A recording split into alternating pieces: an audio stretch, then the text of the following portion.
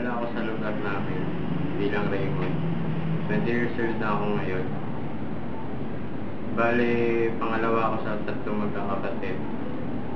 Nagtatrabaho ako ngayon sa palengke.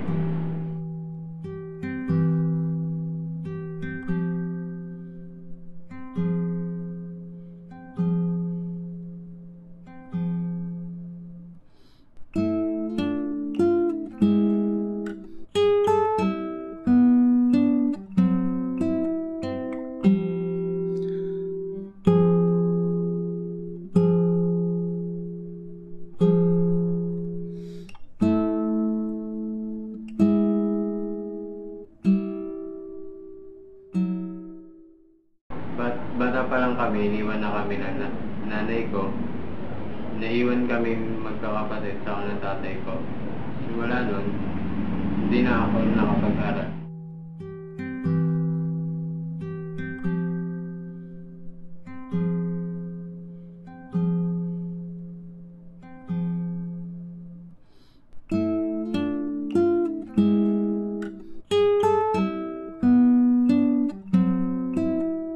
Kanya kami diskarte ng kami mga magkakapatid. Nahinto ako sa pag-aaral third year high school hanggang napabarkada na lang ako. Tapos doon ko na lang magdroga. Hindi naman bago sa akin yun. Kasi yung tatay ko nagbebenta sa lugar namin.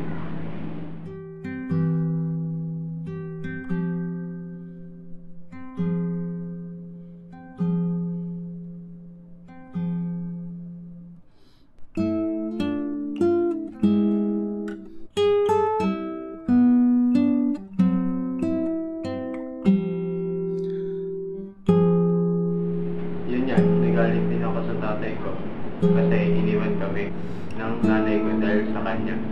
Dahil sa ginawa niya, lumaki kami nang walang nag-aalaga sa amin.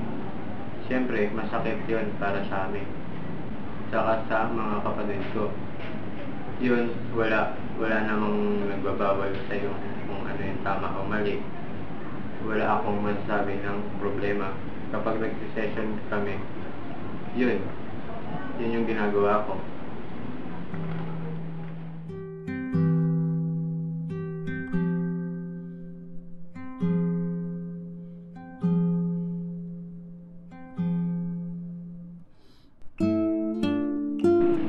Dala na rin ang mga problema ko sa buhay. Paglabas ko ng bahay, nandiyan yung barkada. Iyayain nila ako mag-session. Minsan, naisip kong nakakatanggal nga ng problema. Kapag medyo high ka, kasi minsan uuwi ka ng bahay, panay problema pa rin. Kaya mas pinili ko sa labas lang ng bahay, kung saan mga barkada ko, nakakalimutan ko yung problema ko.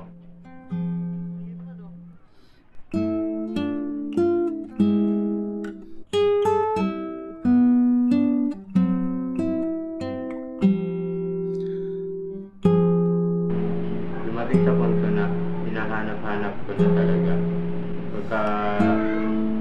Tapos pag nakapag-take ka, minsan kung ano-ano, gulo papasukin. Nakasali na rin ako sa frat noon. Influensya nga ng barkada. Saka ginusto ko rin naman. Kadalasan, napaaway kami. Lalo na ako. Kapag wala akong pambili, minsan, nagnanakaw kami ng barkada ko para lang may magkaroon o kaya magbebenta ako ng gamit sa aming bahay.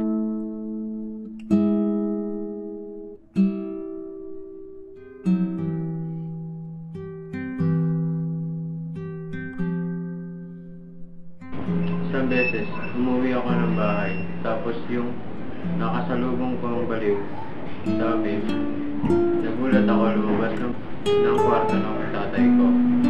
Hindi ko alam kung anong iisipin ko. Siyempre, nagulat ako.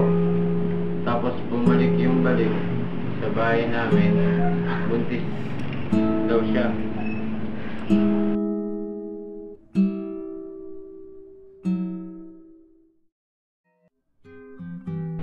Siyempre, pagkatapos ng mga baliw. Kami na yung maruga dun sa bata. Nakikita ko yung tatay ko nag-session sa tabi ng bata.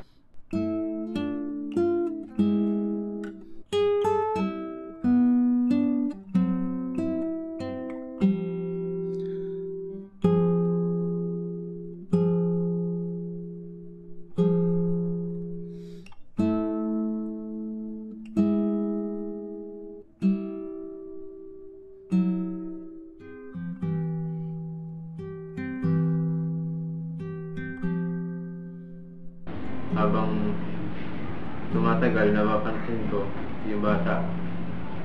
Pagtingin ko, dilat na yung mata. Parang nakakasingat na rin siya.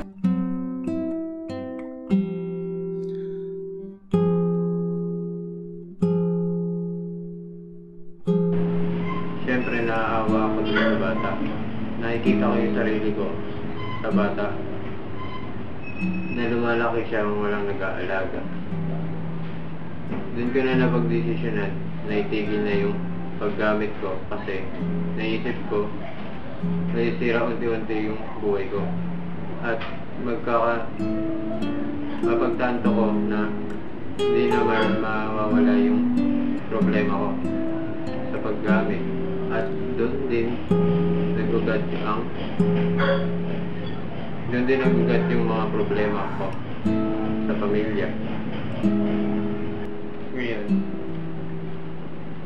Ngayon, nagtatrabaho ako para sa bata. Ayoko na kasi yung buhay ko noon. Yun bang natatapos na yung araw ko sa pag-session. Kaya ngayon, nilalaan ko na lang yung oras ko sa pagtitinda.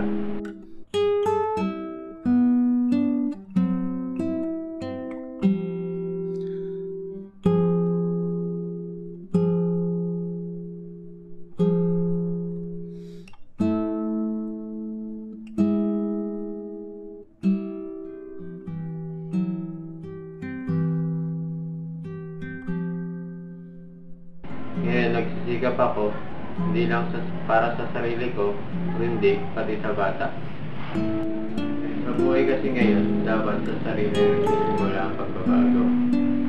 Madaling pasukin yung ganong buhay, pero mahirap makaalis. Pero kung gusto mo ng maayos sa buhay, gagawa ka ng paraan.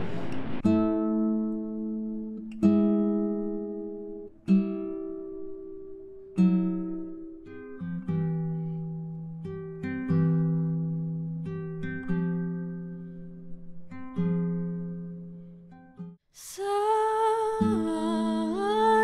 may kasama ako sa pag-isip.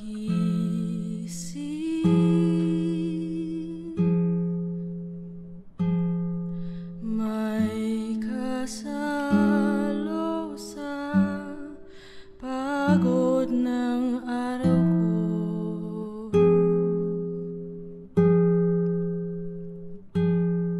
May kasama